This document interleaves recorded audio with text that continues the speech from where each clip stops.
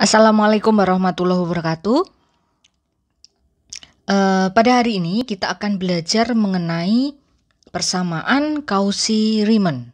Ya, sebelum kita masuk ke persamaan Cauchy-Riemann, saya ingin ulas kembali atau supaya kalian ingat kembali ya mengenai fungsi kompleks, gitu ya. Jadi kalau ada fungsi z, itu kan kemarin adalah u plus IV, begitu ya, uz plus IVZ, atau bisa juga dituliskan dengan U. Kalau kita tuliskan dalam bentuk XY, ini bisa ya, plus IV, ini V ya, saya nulisnya V begini, XY gitu ya. Ini kan fungsi Z, mengingat kembali ya fungsi kompleks kemarin. Nah, kalau fungsi Z-nya adalah U plus IV, maka di sini kalau misalkan ada fungsi Z plus delta Z apa? Maka di sini kan menjadi U, ini ya, Z plus delta Z plus IV Z plus delta Z. Atau bisa juga dituliskan dengan begini, U, kalau dalam bentuk XY ya, X plus delta X, terus Y plus delta Y, plus IV, di sini ya, X plus delta X, Y plus delta Y. Begini ya. Maaf ya agak nyempil ke sini. Oke, itu kita mengingat kembali yang kemarin. Ya. Nah, sekarang kalau misalkan begini. Jadi gini. Kita kan sudah tahu fungsi Z plus delta Z, ya. Ingat kembali definisi dari turunan ya. Ini ulas-ulas dulu ya. Definisi dari turunan f aksen Z. Ya, kemarin gimana? Bahwa f aksen Z itu adalah limit gitu ya. Limit di mana di sini delta Z-nya mendekati 0. Itu. Maka di sini adalah f Z plus delta Z begini ya. Dikurang fungsi Z per delta Z. Gini ya, ini kemarin definisi dari turunan begitu. Nah, sekarang kalau kita sudah punya FZ plus Z-nya kayak gini, coba kita masukkan seperti itu ya. Maka di sini sama dengan ini sama dengannya saya agak menjorok ke sini ya. Karena kan agak lumayan panjang kayak ini tuh ya. Maka di sini limit ini delta Z-nya mendekati 0 gitu ya. Kemudian ini yang tadi sudah kita ketahui di sini bahwa di sini adalah FZ plus delta Z-nya adalah U X plus delta X, di sini Y plus delta Y plus IV X plus delta X Y plus delta Y. Gini ya. Oh, ternyata masih kurang cukup juga ya. Nah, dikurangi dengan FZ. FZ-nya adalah, ini saya tulis di sini ya. Jadi kalau misalkan kertasnya panjang gitu, ini cuma karena kurang ya. Saya sambung di bawahnya. FZ-nya tadi adalah ini. U dikurang dengan U. Saya kurang U XY plus IV XY. Gini ya. Nah, ini dibagi dengan delta Z. Delta Z. Nah, delta Z itu bisa kita luluskan dengan delta X plus I delta Y. Begitu ya. Oke. Nah, sekarang kita sudah punya ini ya. Ini kan limitnya seharusnya besar ya, sejajar dengan pernya ini. Oke. Nah, sekarang saya mau membagi ke dalam dua kondisi. Kondisi yang seperti apa gitu ya. Coba, nah sekarang misalkan di sini saya mau bagi ke dalam dua kondisi. Kondisi yang dimaksud adalah misalkan gini. Untuk ya, jika atau untuk Y konstan. Untuk Y konstan. Jadi, misalkan kita kan sudah tahu ini ya. Tadi turunannya kan ini berdasarkan definisi. Nah, sekarang kalau misalkan di sini diketahui y-nya konstan, lalu gimana? Gimana? Coba. Jadi di sini saya mau gambarkan grafiknya ya. Saya mau coba untuk gambarkan grafiknya begini. Ini gambarannya gini. Jadi misalkan di sini ada grafik X. Di sini Y, ini X gitu ya. Misalkan di sini saya punya titik Z. Ya, ini misalkan saya punya titik Z. Titik Z ini berada di koordinat X, Y gitu ya. Ini kan X, ini Y. Gitu ya. Ini adalah titik Z. Saya misalkan begitu. Nah, sekarang kalau misalkan di sini kondisi yang terjadi titik ini ya. Titik ini, suatu titik ini kondisi yang terjadi adalah jika y-nya konstan.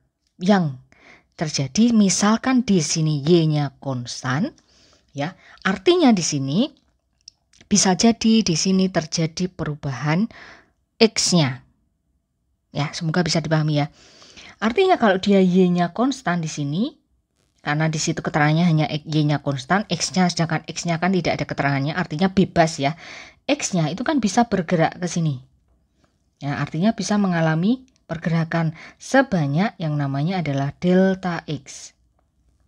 Ya, delta x. Artinya titik ini itu bisa menjadi x plus delta x karena dia mengalami perubahan x-nya. Nah, kalau x-nya mengalami perubahan, di sini kan ada penambahan jumlah delta x gitu ya. Sedangkan y-nya dia tetap konstan yaitu berada di sini. Gitu ya. Ini y-nya konstan. Begitu. Nah, sekarang artinya kalau y-nya konstan, kan y-nya tidak mengalami perubahan. Tidak mengalami perubahan artinya delta y-nya apa? Delta y-nya adalah 0. Begitu ya, yang bergerak adalah x-nya. Gitu ya, istilahnya begitu. Nah, sekarang kalau misalkan x-nya yang konstan, artinya y-nya bebas dong bergerak, gitu ya. Maka di sini ada pergerakan di sini sepanjang yang namanya adalah delta y. Ya, ini adalah y-nya. Y plus delta y, gitu ya. Titik ini adalah y plus delta y. Gitu ya. Nah, sedangkan x-nya kan dia tetap diam di tempat, yaitu di sini. Gitu ya. Artinya yang berubah adalah yang y-nya karena x-nya adalah konstan. Artinya kalau x-nya konstan, delta x-nya adalah 0. Begitu ya. Nah, ini adalah delta z-nya. Gitu. Sorry. Gambarnya jelek ya. Maaf ya. Nah, begitu. Nah, sekarang kalau saya mau kaitkan dengan limit tadi ya, definisi tadi. Turunan tadi. Kalau misalkan di sini y-nya konstan, artinya f aksen z-nya adalah, saya tulis di sini agak mojok ya, f aksen z-nya itu sama dengan limit delta z-nya tadi tetap mendekati 0 gitu ya. Kalian lihat yang ini tadi. Y konstan, artinya delta y-nya adalah 0 karena y-nya tidak bergerak, gitu ya. Maka di sini bisa kita tuliskan begini. U x plus delta x. Boleh ya, karena y yang diketahui y-nya konstan. Maka di sini y-nya tetap. Y tetap plus delta y. Kan delta y-nya kan 0, maka saya tuliskan di sini y saja ya. Oke. Plus IV yang bergerak apa? X ya, X plus delta X. Ini Y plus delta Y, karena delta Y-nya 0, maka kita cukup tuliskan dengan Y, gitu ya. Dikurang dengan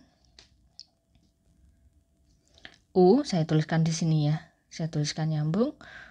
U XY ditambah IV XY. Gitu. Oke. Dibagi dengan delta X plus I kan delta Y-nya 0 ya, karena Y-nya konstan. Delta X plus 0 kan tetap delta X per delta X. Begitu ya tulisnya. Sehingga saya tidak perlu tuliskan di sini plus 0 gitu, karena kan sama dengan delta X ya. Sama dengan, yuk kita selesaikan coba. Penyelesaiannya bagaimana? Nah, di sini mengandung unsur ada U, ada V. V-nya kan mengandung unsur imajiner tadi.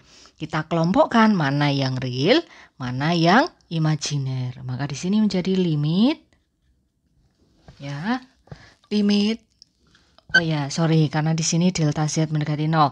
Karena tadi Y-nya konstan, Y konstan artinya kan delta Y-nya 0. Maka di sini kita bisa tuliskan delta X-nya mendekati 0, gitu ya. Oke, nah sekarang kita kelompokkan yang real dengan real, yang imajiner dengan imajiner. Artinya di sini U, yang real kan U ya, karena tidak mengandung I tadi ya. X plus delta X, Y dikurang dengan U, X, Y. Begitu ya. Terus kemudian plus IV, X plus delta X, Y dikurang dengan IV, X, Y. Gitu ya. Oke. Per di sini per delta X, gitu ya. Nah, sekarang kalau sudah dikelompokkan begini, maka diapakan? Kita coba untuk ini sama dengan, saya ganti kertasnya, sama dengan kalau di dalam limit itu misalkan di sini ada limit, ini saya kelompokkan real dengan real, imajiner dengan imajiner. Artinya kita menulis sifat limit begini.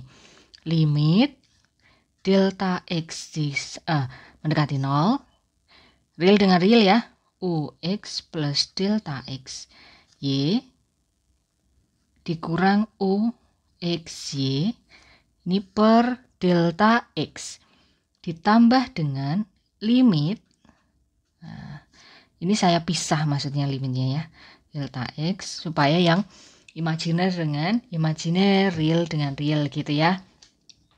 V I IV, ini I-nya saya taruh di depan, kan ini sama-sama I ya, coba perhatikan di sini I-nya saya letakkan di depan. I-nya saya letakkan di depan ini ya. I limit V X plus delta X Y dikurang V X Y ya per delta X. Begitu ya. Oke, nah sekarang perhatikan di sini. Perhatikan bahwa di sini ada limit U dikurang UXY per delta X. Ini artinya apa? Ya, ayo artinya apa? Di sini kalian ingat tadi bahwa definisi dari turunan adalah limit. Nah, tadi ya, ingat kembali bahwa definisi turunan apa tadi? Definisi turunan adalah mana tadi? Ini ya, F aksen Z sama dengan limit Fz plus delta Z dikurang Fz per delta Z. Ini artinya adalah turunan Fz. Ya. Nah, kalau sekarang begini, limit polanya perhatikan ya. X plus delta X dikurang U XY per delta X. Ini artinya adalah definisi dari turunan. Turunan apa? Karena U dikurang U, begitu ya.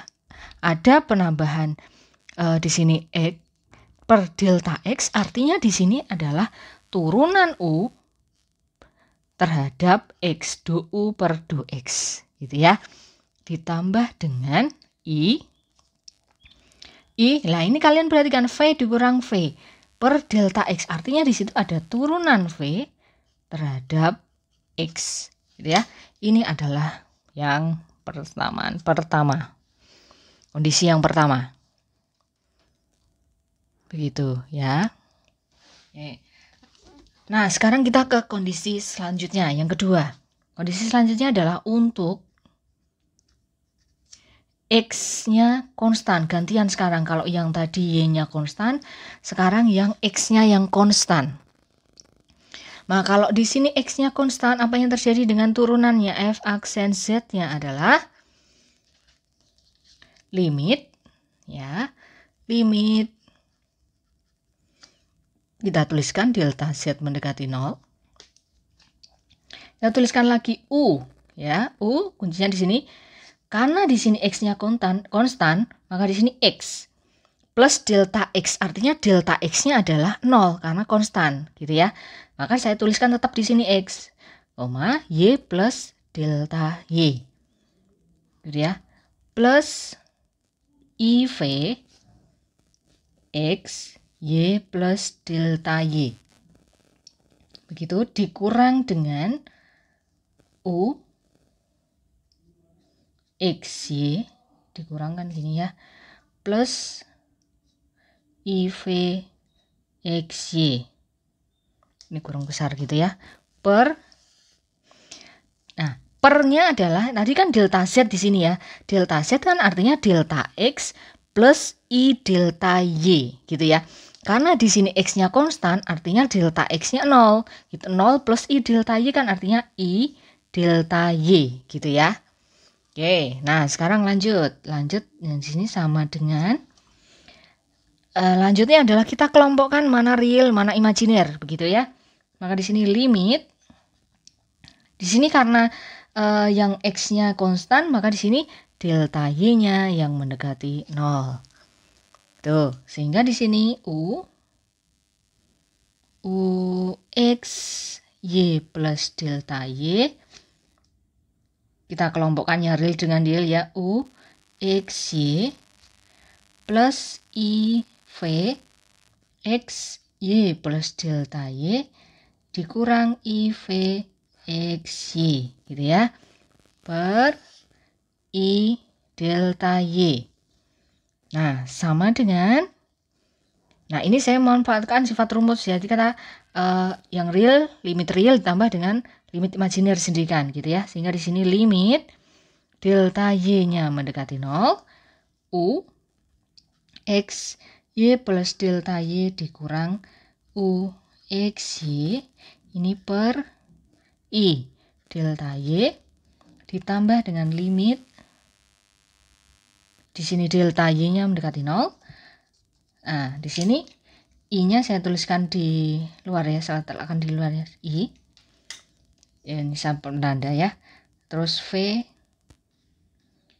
X Y plus delta Y dikurang V X Y per I delta Y. Begitu ya. Nah, sekarang limit U dikurang U per I delta Y. Ini kan artinya definisi turunan, begitu ya. Artinya di sini adalah do U turunan ya, diturunkan terhadap Y.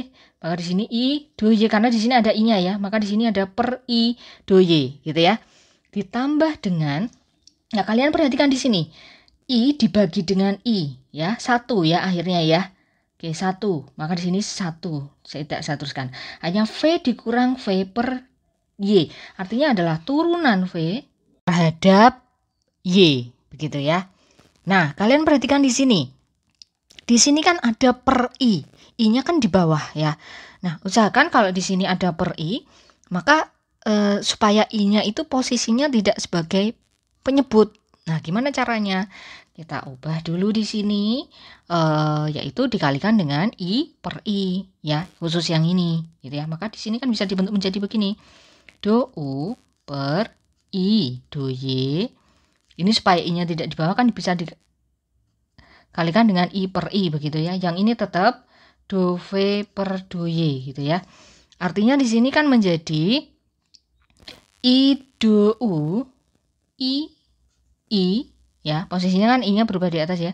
I do U per I kuadrat do Y. I kuadrat do Y. I kuadrat itu kan artinya adalah negatif 1. Begitu ya. Karena di situ negatif 1, maka di sini bisa kita tuliskan dengan negatif I do U per do Y plus do V per do Y. Gitu ya. Nah, ini adalah bentuk yang kedua. Tuh. Nah, sekarang kalian perhatikan. Dari 1 dan 2 diperoleh. Oke. Yang satu tadi itu mengatakan bahwa do U per do X plus, ini yang satu tadi ya, saya tuliskan kembali, plus I do V per do X.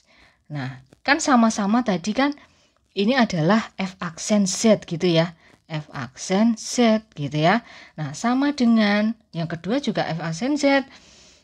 Yang kedua ini adalah negatif I do U per do Y, atau saya balik begini, biar I-nya di belakang ya. Do V, saya tuliskan yang realnya dulu, yang ini ya. Boleh ya. Do V plus per do Y. Terus kemudian ini kan plus. Kemudian dikurang dengan I. I-nya kan negatif ya. I do U per do Y. Gitu ya. Oke. Nah, sekarang artinya apa di sini? Nah, sekarang kita coba di sini do U kita sama dengan kan gini. Ini bagian real, ini juga bagian real gitu ya. Artinya adalah real kita sama dengan kan dengan real. Jadi begini, do U per do X itu kan sama dengan ini ya, yang real dengan yang real. Yang real kan ini ya, dengan yang ini gitu ya, tidak mengandung unsur I. Gitu ya. Nah, sama dengan kan begini, do V per do Y. Itu ya. Nah, sekarang dan gitu ya. I-nya dengan I. Artinya di sini I dengan I. Di sini kan do V per do X sama dengan negatif do U per do Y. Begitu ya. Nah, dua inilah yang dikatakan sebagai persamaan Cauchy-Riemann. Nah, inilah yang dikatakan sebagai persamaan Cauchy-Riemann. Itu ya. Atau ini kan bisa dituliskan begini, do U per do X itu kan artinya UX ya. Do U per do X bisa dituliskan dengan begini. UX sama dengan, nah, U diturunkan terhadap X, terus kemudian do V per do Y itu kan artinya VY gitu ya. Terus do V per do X kan VX sama dengan min UX. Nah, ini adalah persamaan Cauchy-Riemann gitu ya, Cauchy-Riemann. Oke. Nah, sekarang dan tahu bahwa persamaan Cauchy-Riemann itu apa? Persamaan Cauchy-Riemann, UX sama dengan VY, VX sama dengan min UX ya. Oke. Nah, sekarang baru kita masuk ke yang namanya adalah definisi Cauchy-Riemann. Apa itu definisi Cauchy-Riemann?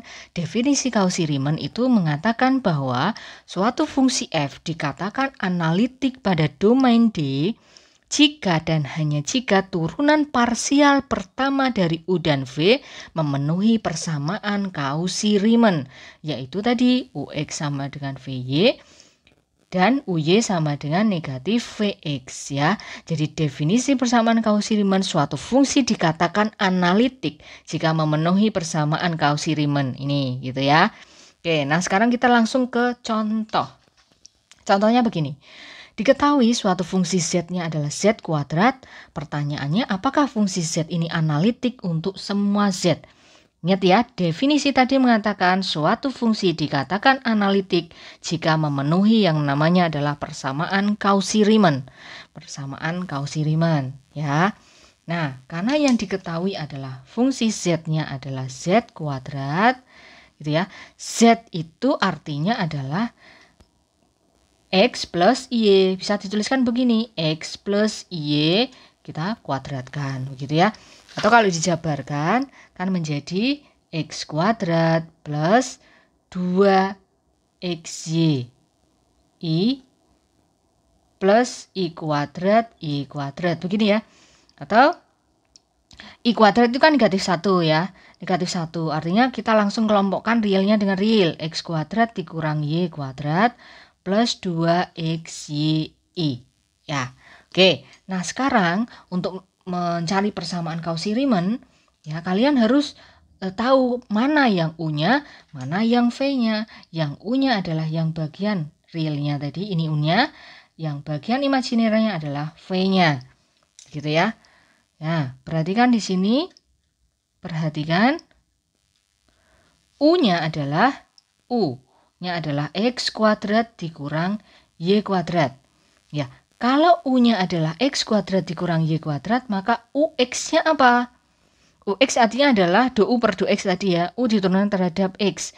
Ini diturunkan terhadap X ya, parsial ya. Maka X kuadrat diturunkan terhadap X adalah 2X. Y kuadrat diturunkan terhadap X hasilnya adalah 0. Maka di sini UX-nya hasilnya adalah 2X saja. Gitu ya. Sekarang UY-nya. UY-nya adalah X kuadrat diturunkan terhadap Y kan 0. Ya. Kemudian Y kuadrat diturunkan terhadap Y kan negatif 2Y. UX sudah ketemu, UY sudah ketemu. Sekarang kita V-nya apa? V-nya tadi adalah 2XY. Ya. Kemudian kita cari Vx-nya. Vx-nya Vx turunan V terhadap X yang diturunkan yang mengandung unsur X, gitu ya. Maka di sini 2 tetap ya, Y-nya juga tetap, gitu ya. Nah, sekarang X-nya yang diturunkan, artinya di sini 1 X-nya diturunkan. Maka di sini adalah 2Y. Vx-nya kan 2Y. Sekarang Vy-nya. Vy-nya 2. Berarti yang lain tetap ya, 2X-nya tetap. Sekarang Y-nya diturunkan, karena bentuknya perkalian ya. 1, 2X kali 1 kan 2X. Oke? Sudah ketemu UX, UY, Vx, Vy. Nah, sekarang kita tinggal bandingkan dengan menggunakan Cauchy-Riemann tadi. Apakah UX sama dengan Cauchy-Riemann tadi menyatakan, katakan analitik jika UX sama dengan Vy. Sekarang kita bandingkan. Apakah UX-nya sama dengan Vy, ini Cauchy-Riemann ya, dan Vx-nya sama dengan negatif UX, sama atau tidak? UX sama dengan Vy, oh ternyata sama-sama 2X, V-nya juga 2X, sama-sama 2X, ya, sama ternyata, begitu ya. Nah, sekarang Vx, oh maaf ini ada kesalahan tulisnya, Vx sama dengan negatif UY ya.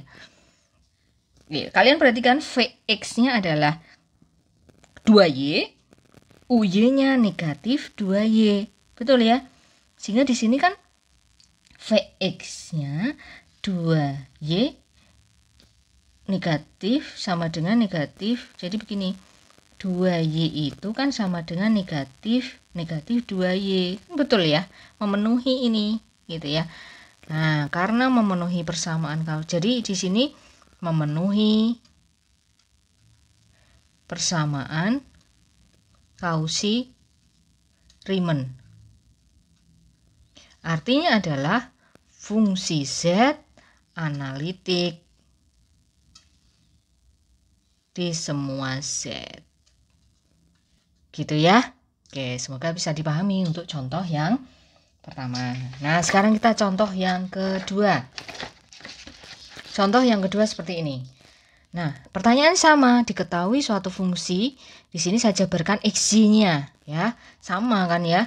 Nah, pertanyaannya sama, apakah fungsi ini analitik? Gitu ya.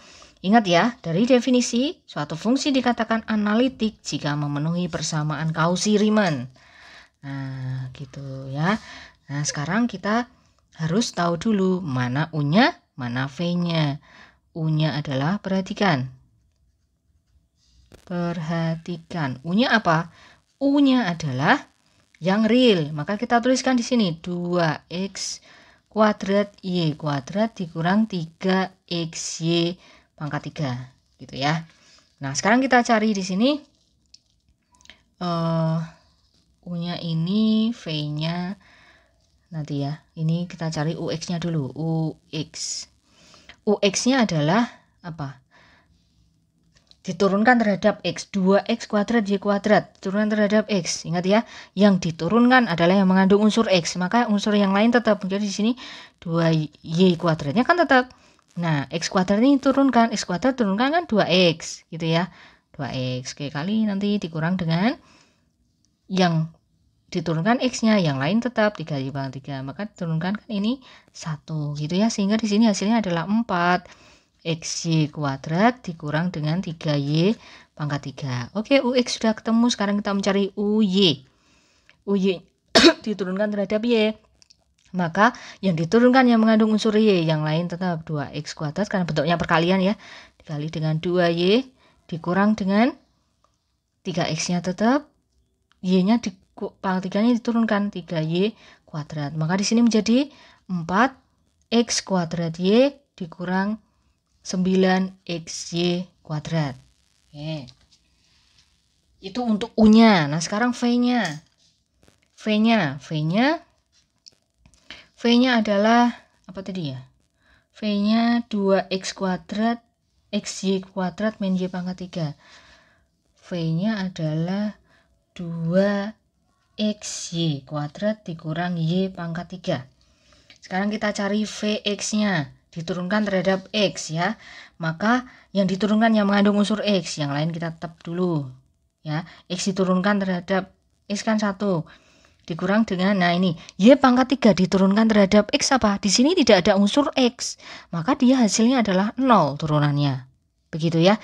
Sehingga di sini hasilnya adalah 2Y kuadrat. Nah, sekarang VY. VY yang diturunkan terhadap Y ya. Berarti 2X-nya tetap, Y kuadrat turunannya adalah 2Y gitu ya. Y pangkat 3 turunnya 3Y kuadrat. Maka di sini hasilnya 4XY dikurang 3Y kuadrat. Nah, kalian perhatikan sekarang, apakah memenuhi persamaan Cauchy-Riemann? Karena kalian perhatikan apakah UX sama dengan VY? UX-nya 4X kuadrat, ini VY-nya adalah ini ya. Ternyata tidak sama karena UX tidak sama dengan VY. Beda ya ini ya. Kemudian kalian perhatikan UY apakah sama dengan min VX? Ternyata juga tidak sama. UY tidak sama dengan min VX. Atau VX tidak sama dengan min UY gitu ya, sama ya. Nah, karena ini tidak sama, artinya dia tidak memenuhi Cauchy-Riemann. Tidak memenuhi persamaan Cauchy-Riemann gitu ya. Persamaan Cauchy-Riemann, Cauchy-Riemann.